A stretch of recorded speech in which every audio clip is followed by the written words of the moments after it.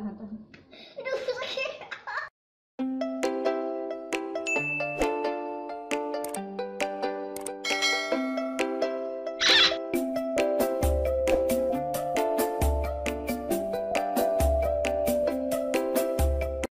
Assalamualaikum Taretan, jumpa lagi di video Umi. Nah, di part 2 ini adalah syarat yang harus ditempuh untuk balik ke pondok, yaitu tes antigen. Nah, tes antigen dan tes swab termurah di Sumeneb ada di ini dia.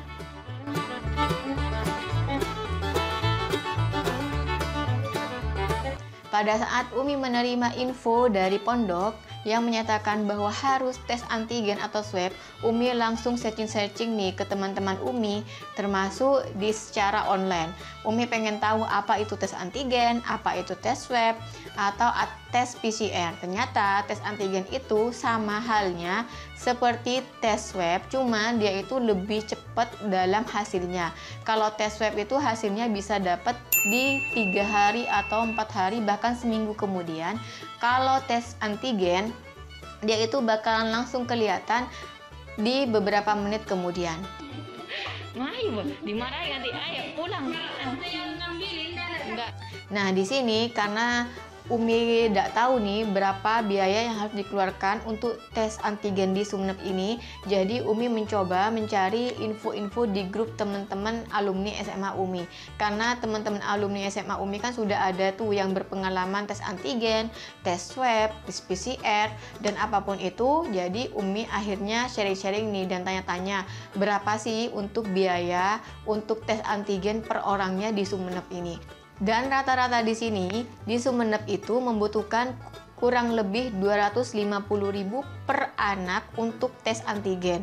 Ini tuh Umi memasukkan ke pondok itu 2 anak sekaligus. Jadi bisa dihitung-hitung ya. Kalau 2 anak sekaligus untuk 2 tes antigen berarti 2 kali 250.000, akhirnya 500.000 saja untuk tes antigen. Jadi Umi mencari lagi nih solusi yang termurahnya itu apa. Dan alhamdulillah lagi ada teman Umi ini yang bernama Rukaya dari Pasongsongan. Dia itu bertugas di bagian labnya dan dia sendiri yang memberikan tes itu sendiri pada anak Umi. Dan dia juga yang menginfokan pada Umi bahwa di tempatnya dia bekerja ada tes antigen yang lebih murah. Nah, di sini alhamdulillahnya lagi 150.000 sudah dapat untuk 1 tes antigen anak. Jadi kalau 2 anak 300.000. Dan ini tuh sudah Umi cari di berbagai info di Sumeneb itu. Memang yang termurahnya itu hanya ada di tempat teman Umi ini. Bang, siapa itu?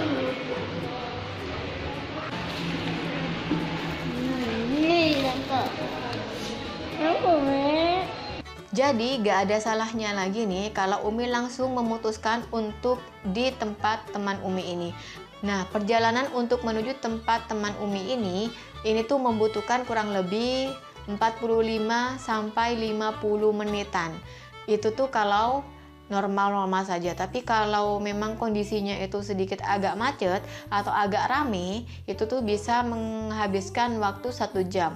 Nah, karena kondisi perjalanannya itu sedikit agak bergerajul-gerajul, bergelombang, ada yang berlubang, dan juga jalan-jalan sempit yang harus ketika berpapasan dengan motor harus berhenti separuh, harus berhenti sejenak untuk melewatkan motor lawan kita. Jadi kurang lebih perjalanan yang harus ditempuh itu adalah 1 jam. 1 jam untuk menuju puskesmas Pasongsongan. Nah, mungkin sahabat-sahabat Umi di sini ada yang tahu nih puskesmas Pasongsongan. Silakan bisa langsung ke puskesmas Pasongsongan untuk mengecek tes antigen sebelum bepergian yang membutuhkan syarat-syarat antigen tersebut.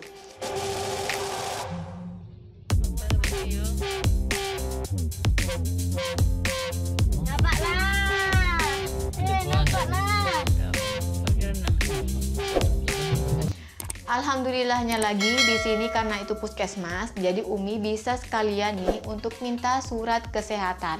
Surat kesehatan yang memberikan pernyataan bahwa Abang Haki dan Abang Sodik sudah siap untuk balik ke pondok. Nah, di sini Umi memang mencari termurah untuk tes antigen. Karena kenapa?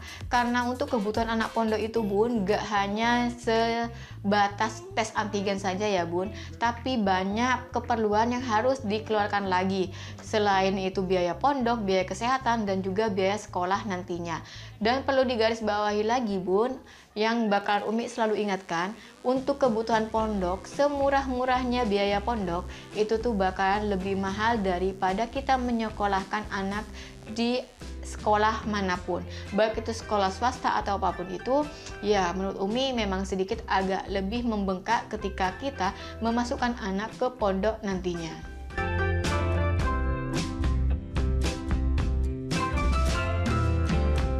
Sedikit info saja Bun, ketika bunda-bunda atau kakak-kakak sekalian yang pengen untuk ikuti tes antigen ini diperlukan KK dan juga foto KTP.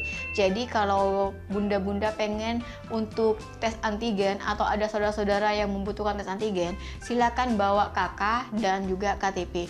Karena nanti itu bakalan didata di puskesmasnya maupun di pusat kesehatan, pusat tes untuk antigen nantinya.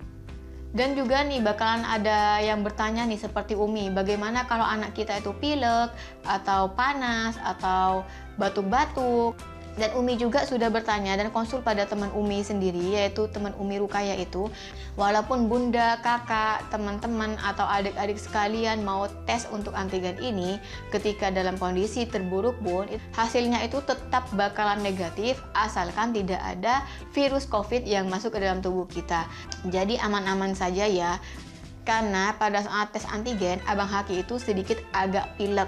Dan Umi agak sedikit was-was nih, jangan-jangan kalau pilek dia itu bakalan positif. Tapi ternyata tidak. Kata teman Umi, ketika badan kita drop pun, ketika kita harus panas, pilek, atau bahkan batuk sekalipun, kalau tidak ada indikasi COVID dalam tubuh kita, itu tuh tetap akan negatif.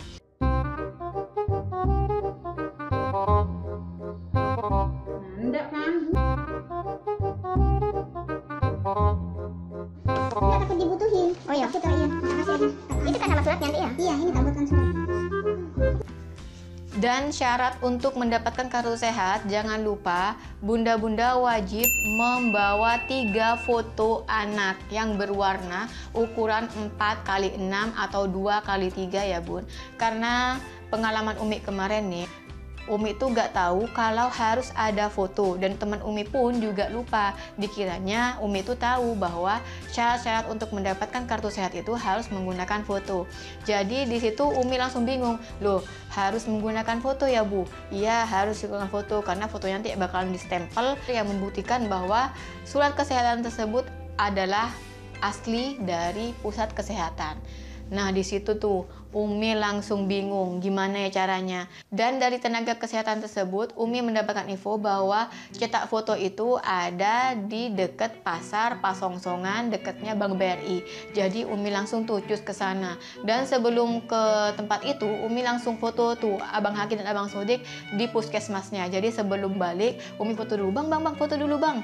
Dan cekrek, sudah selesai waktu itu langsung Umi lari untuk ngeprint. Dan ternyata hasilnya adalah toko print fotonya tutup. Alhasil Umi tambah bingung nih, Umi puyeng. Dan Umi langsung di situ langsung punya ide, ting. Langsung nelpon teman Umi nanya nih, bisa nggak kita ngeprint di puskesmas tersebut, kemudian kita cuma beli kertas fotonya saja. Alhasil ya gitu deh. Umi beli kertas fotonya dan kita langsung balik ke puskesmas dan ngeprint.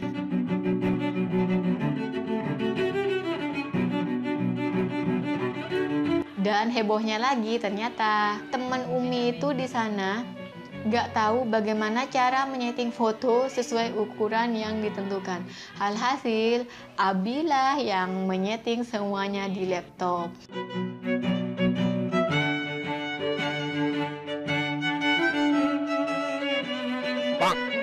Sampai jam berapa ini Pak?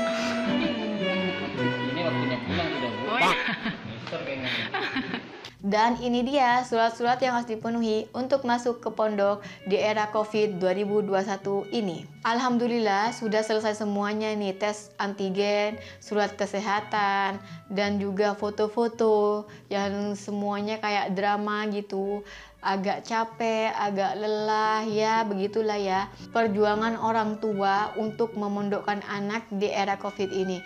Kalau tahun kemarin itu gak ada COVID, ini tuh gak butuh seperti ini Bun, tinggal langsung cascus beli ini beli itu langsung berangkat. Tapi kalau sekarang harus dan wajib menyertakan tes antigen ini untuk syarat kembali ke pondok. Dan di sini setelah semuanya kembali, kita putuskan untuk istirahat. Sebenarnya itu jadwalnya itu mau langsung untuk pamit kepada Oma, Eyang gitu kan, Mbak Didi dan semua keluarga-keluarga di rumah.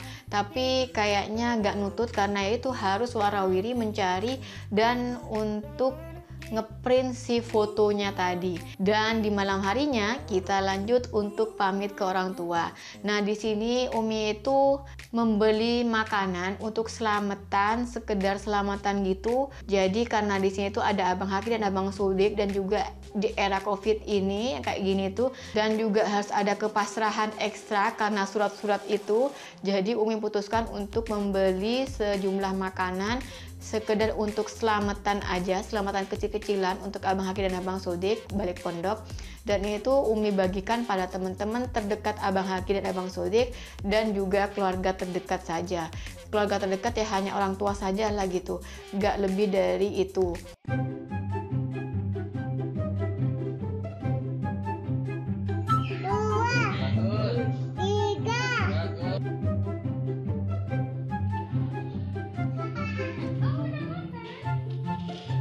Nah, di sini kenapa Umi gak bawa adik Via? Karena kan juga memang perjalanannya itu bukan untuk sekedar mampir atau balik lagi, tapi kita tuh kan membawa barang-barang 2 anak sekaligus, dan itu tuh barangnya banyak banget gitu loh. Bahkan pada saat Umi ngambil video pun, kalau boleh dibilang tuh agak sedikit susah. Dan ditambah lagi memang adik Via itu sudah sangat aktif.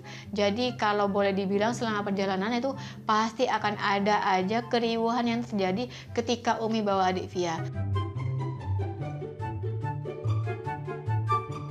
Nah, itu saja Bun part kedua video kali ini. Terima kasih yang sudah menonton. Jangan lupa like, comment, share, dan subscribe.